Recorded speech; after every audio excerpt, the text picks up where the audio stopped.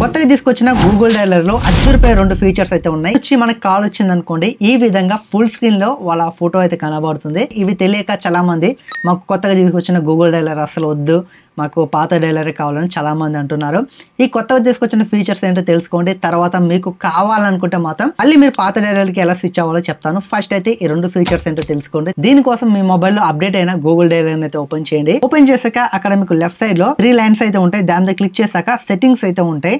Settings మీద click చేసి incoming call gestures అని ఒకటి ఉంటుంది, దాని మీద క్లిక్ చేయండి. మళ్ళీ ఇన్కమింగ్ కాల్ గెస్టర్స్ అని ఉంటుంది, మళ్ళీ క్లిక్ చేశాక అక్కడ మీకు హారిజంటల్ ట్యాప్ ఉంటుంది, అలాగే సింగిల్ ట్యాప్ అయితే ఉంటుంది. సింగిల్ ట్యాప్ మీద పెట్టుకున్నారనుకోండి, జస్ట్ మీకు ఫోన్ వచ్చినప్పుడు ఒక్కసారి ఇలా ట్యాప్ చేశారనుకోండి, కాల్ అనేది ఆన్సర్ అయితే అయిపోతుంది. ఫస్ట్ ఫీచర్ అయితే ఈ విధంగా అయితే ఉంటుంది. రెండో ఫీచర్స్ మాత్రం అదిరిపోయింది. రెండో ఫీచర్ ఏంటంటే మీరు కాంటాక్ట్ మీద జస్ట్ ట్యాప్ చేయండి, ఇలా మీకు అయితే వస్తుంది కదా. ఇక్కడ మీకు టాప్ లో పెన్సిల్ సింబల్ అయితే ఉంటుంది.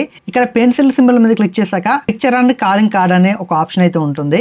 ఇక్కడ మీరు 2 ఫోటోస్ అయితే సెట్ చేసుకోవచ్చు. ఒకటి సర్కిల్ షేప్ లో అయితే ఉంటుంది, ఇంకొకటి మనకి ఫోన్ వచ్చినప్పుడు ఫుల్ స్క్రీన్ లో అయితే వస్తుంది. సర్కిల్ షేప్ లో ఒక ఫోటోని అయితే మీరు సెట్ చేసుకోండి. అక్కడ మీరైతే ఫాంట్ స్టైల్ అయితే మార్చుకోవచ్చు. చాలా డిఫరెంట్ ఫాంట్స్ అయితే ఉంటాయి. ఇలా సెట్ చేసుకున్నాక మీరైతే సేవ్ చేసుకోండి. ఇక్కడ వచ్చి మనకి కాల్ వచ్చింది అనుకోండి, ఈ విధంగా ఫుల్ స్క్రీన్ లో వాళ్ళ ఫోటో అయితే కనబడుతుంది. మీరు కాల్ ఆన్సర్ చేసి మాట్లాడినా మీకైతే వాళ్ళ ఫోటో అనేది చాలా పెద్దగా అయితే కనబడుతుంది. ఫీచర్ అయితే అదిరిపోయింది, మీరు కూడా ట్రై చేయండి. ఇలాంటి మంచి ఫీచర్స్ ఉన్నా మాకు వద్దు అని మీరు అనుకుంటే మాత్రం దీనికోసం జస్ట్ మీరు ప్లే స్టోర్ లోకి వెళ్ళి ఫోన్ అన్ని సెర్చ్ చేయండి. ఇలా మీకు గూగుల్ డైలర్ అయితే ఓపెన్ అవుతుంది. అక్కడ మీరు అన్ఇన్స్టాల్ మీద క్లిక్ చేయండి, అన్ఇన్స్టాల్ అయితే అయిపోతుంది. మళ్ళీ అక్కడ రైట్ సైడ్ టాప్ లో 3 డాట్స్ అయితే ఉంటాయి, దాని మీద క్లిక్ చేసి అక్కడ ఎనేబుల్ ఆటో అప్డేట్ అనే ఒక ఆప్షన్ అయితే ఉంటుంది, దాని అయితే డిసేబుల్ చేయండి. ఇలా చేస్తే మీ గూగుల్ డైలర్ అనేది అప్డేట్ అయితే అవ్వదు. ఇప్పుడు చెప్పండి, గూగుల్ కొత్తగా తీసుకొచ్చిన ఈ డైలర్ వాడతారా లేకపోతే పాత డైలర్ వాడతారా? ఖచ్చితంగా కామెంట్ చేయండి. నాకు మాత్రం కొత్త డైలరే అదిరిపోయినట్లు అనిపించింది.